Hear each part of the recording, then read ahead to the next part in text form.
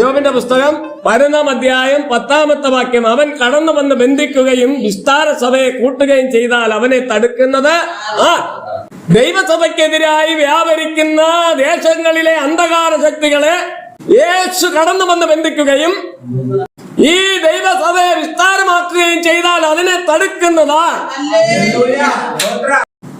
ശത്രുവിനെ ബന്ധിച്ച് നീ ആഗ്രഹിക്കുന്ന ഒരു അനുഗ്രഹം നിന്റെ ജീവിതത്തിൽ വരണമെങ്കിൽ, നീ ആഗ്രഹിക്കുന്ന ഒരു വിശാലത നിന്റെ ജീവിതത്തിൽ നീ കാണണമെങ്കിൽ, യോബിന്റെ പുസ്തകം 11-ാം അധ്യായം 13-14 വാക്യം വായിക്കാം.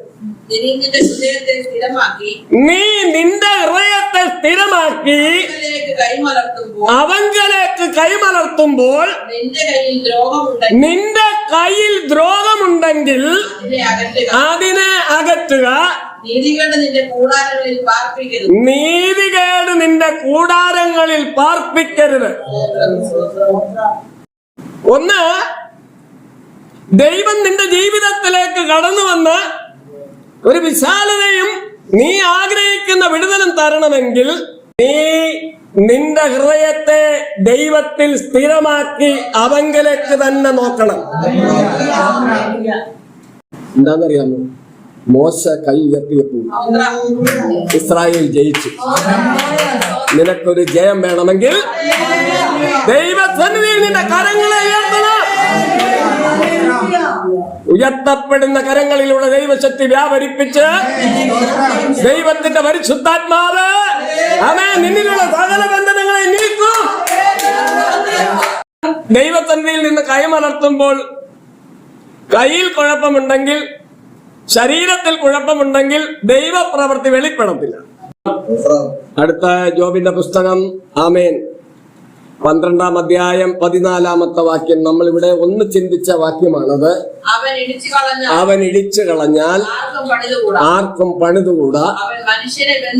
അവൻ മനുഷ്യനെ ബന്ധിച്ചാൽ ആരും അഴിച്ചു വിടുകയില്ല.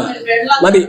അവൻ ഇടിച്ചാൽ അവൻ വന്നിടിക്കും. കർത്താവേ, എന്റെ മുമ്പിലുള്ള പ്രതികൂലത്തെ ഹൃദയംഗമായി ദൈവത്തോട് പ്രാർത്ഥിക്കും. എന്റെ ഈ പ്രതികൂലം മാറണ്ട, അതങ്ങനെ ഇരുന്നോട്ടെ, ഇച്ചിരി സുഖമാണെന്ന് പറഞ്ഞിരിക്കുന്നെങ്കിൽ അങ്ങനെ ഇരുന്നു. കർത്താവേ, കൊണ്ട് പറയണം, ഈ പ്രതികൂലം ഞാൻ ഇടിക്കുകയാണ്. ഈ പ്രതികൂലം ഇടിയട്ടെ. ഞാൻ പറയട്ടെ, വൻമതില് പോലെ കെട്ടിവെച്ചിരിക്കുന്ന പ്രതികൂലം ദൈവം ഇടിച്ച. ആമേൻ. യോബിന്റെ പുസ്തകം 11-18 പറയുന്ന പ്രത്യാശ ഉള്ളത് കൊണ്ട് നീ നിർഭയമായിരിക്കും, നീ ചുറ്റും നോക്കി സ്വൈര്യമായി. യോബിന്റെ പുസ്തകം 14-ാം അധ്യായം 7-ാം വാക്യം വായിക്കാം.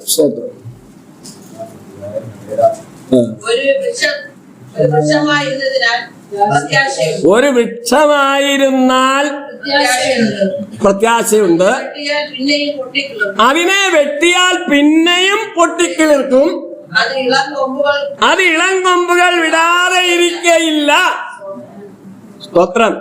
അടുത്തത്, അതിന്റെ നിലത്ത് പഴകിയാലും അതിന്റെ കുറ്റി മണ്ണിൽ കെട്ടുപോയാലും വെള്ളത്തിന്റെ ഗന്ധം കൊണ്ട് അത് കിളിർക്കും. ഒരു തൈ പോലെ തളിർവിടും. സ്തോത്രം, സ്തോത്രം, സ്തോത്രം. ഞാൻ പറയട്ടെ, ആമേൻ. നമുക്ക് പ്രവചനങ്ങളും ദൂതുകളും നല്ലതാണ്, അത് ആവശ്യവുമാണ്, അതിനെ നിരാകരിക്കുന്നുമില്ല. ആമേൻ. നിരാകരിക്കരുത്, തുച്ഛീകരിക്കരുത്. പക്ഷെ വചനമാണ് നമ്മുടെ ജീവിതത്തിൽ വിടുതൽ കൊണ്ടുവരുന്നത്. ദൈവം നമ്മളെ വിടുവിക്കുന്നത് പ്രവചന ദൂത് അയച്ചിട്ടല്ല, അത് നമ്മളെ ആശ്വസിപ്പിക്കാനാണ്. പ്രവചനം എന്തിനുള്ളതാണ്? ആശ്വാസത്തിന് വേണ്ടിയാണ്, ആത്മീയ വർധനവിന് വേണ്ടിയാണ്. പക്ഷേ വചനം വചനമയക്കുന്നത് നമ്മെ വിടുവിക്കാനാണ്. എന്റെ വചനം അതിവേഗം ഓടുന്നു, അത് നിവർത്തിച്ചിട്ടല്ലാതെ മടങ്ങി വരികയില്ല. വചനം വരുമ്പോൾ കയറി പിടിച്ചോണം. എന്റേത് പരിശുദ്ധാത്മാവാകുന്ന ജീവജല നദി നിന്നിലേക്ക് ഒഴുകി ഇറങ്ങിയാൽ വെട്ടിയത് പ്രശ്നമല്ല, നീ കിളിർത്ത് തളിർക്കും, ബലം പുറപ്പെടുവിക്കും.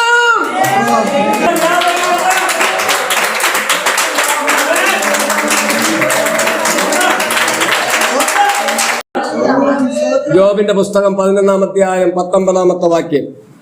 നീ കിടക്കും, ആരും നിന്നെ ഭയപ്പെടുത്തുകയില്ല, പലരും നിന്റെ മമത അന്വേഷിക്കും. നീയല്ലോ യഹോവേ എന്നെ നിർഭയം വധിക്കുമാറാക്കുന്നത്. നീ കിടക്കും, ആരും നിന്നെ ഭയപ്പെടുത്തുകയില്ല. ഒരു ഒരു വട്ട ദുഷ്ടപിശാചും വന്ന് നിന്നെ പൊക്കിയെടുക്കത്തില്ല, ഉറക്കത്തില്ല. ജോബിന്റെ പുസ്തകം 33-ാം അധ്യായം 19-ാമത്തെ വാക്യം.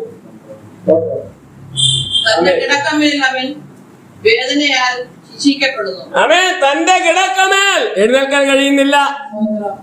പല നിലവാരത്തിലുള്ള വിഷയങ്ങൾ.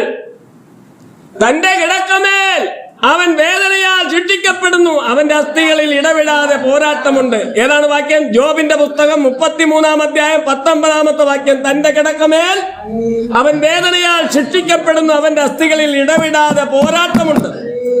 ഇന്ന് ചില ആളുകൾ പ്രസംഗിക്കാറുണ്ടല്ലോ, ഒരു പോരാട്ടവും ഇല്ലെന്ന്. വിശ്വാസികൾക്ക് ഒരു പോരാട്ടം ഇല്ലെന്ന്. വിശ്വാസികൾക്കേ ഉള്ളു പോരാട്ടം. ലക്ഷ്യം വെക്കും, എവിടെ പിടിക്കണം, എവിടെ പ്രശ്നം ഉണ്ടാക്കണം, എവിടെ തളർത്തണം. ജോബിന്റെ പുസ്തകം 16-ാം അധ്യായം 16, 17, 18, 19 വാക്യം. ആമേൻ വായിക്കുന്നു. കരഞ്ഞെന്റെ മുഖം ചുവന്നിരിക്കുന്നു, എന്റെ കണ്ണിന്മേൽ അന്ധതമസ് കിടക്കുന്നു, എങ്കിലും സാഹസം എന്റെ കയ്യിലില്ല, എന്റെ പ്രാർത്ഥന നിർമ്മലമത്രേ. അയ്യോ ഭൂമിയെ, എന്റെ രക്തം മൂടരുതേ, എന്റെ നിലവിളി എങ്ങും തടഞ്ഞു പോകരുതേ. ഇപ്പോഴും എന്റെ സാക്ഷി സ്വർഗത്തിലും എന്റെ ജാമ്യക്കാരൻ ഉയരത്തിലും ഇരിക്കുന്നു. കരഞ്ഞെന്റെ മുഖം ചുമന്നിരിക്കുന്നു, വിടുതലില്ലാതെ, പരിഹാരം കാണാതെ. ഞാനൊരു പാപവും ചെയ്യുന്നില്ല, ഞാൻ നിർമ്മലതയോടെ നിന്നിട്ടും എനിക്ക് എന്താണ് ഇത്ര പ്രശ്നം? കർത്താവേ, ഞാൻ ഉപവസിക്കുന്നു, പ്രാർത്ഥിക്കുന്നു, ഞാൻ നിർമ്മലതയോടെ നടക്കുന്നു. എന്തുകൊണ്ടാണ് എന്റെ ഭവനത്തിൽ നിന്ന് ഈ പ്രശ്നങ്ങൾ മാറാത്തത് എന്ന് നീ ദൈവത്തോട് ചോദിക്കുന്നു. സ്തോത്രം. ആമേൻ. ദൈവത്തിന് മറുപടി ഉണ്ട്. ആമേൻ. സ്തോത്രം. ഇതെല്ലാം കണ്ടിട്ട് ഉറങ്ങുന്നവനും മയങ്ങുന്നവനുമല്ല നിന്റെ ദൈവം. നിന്റെ ദൈവം തക്ക സമയത്ത് നിനക്ക് വിടുതലുമായി നിന്റെ മുറിക്കുള്ളിൽ, നിന്റെ ഭവനത്തിൽ, കർത്താവേ എനിക്കെന്താ ഇങ്ങനെയെന്ന് ചോദിച്ച ആ സ്ഥാനത്ത് നിനക്ക് വിടുതലുമായി ദൈവം ഇറങ്ങി വരും. കരങ്ങളെ അടിച്ച ദൈവത്തെ മഹത്വപ്പെടുത്തിയാണ്.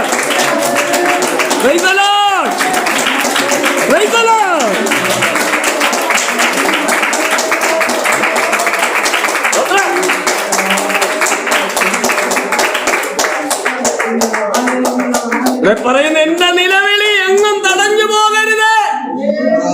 നമ്മുടെ നിർമ്മലമായ പ്രാർത്ഥനയെ, നിലവിളിയെ തടയുന്ന ഒരു അന്ധകാര ശക്തി മുകളിൽ വ്യാപരിക്കുന്നുണ്ട്.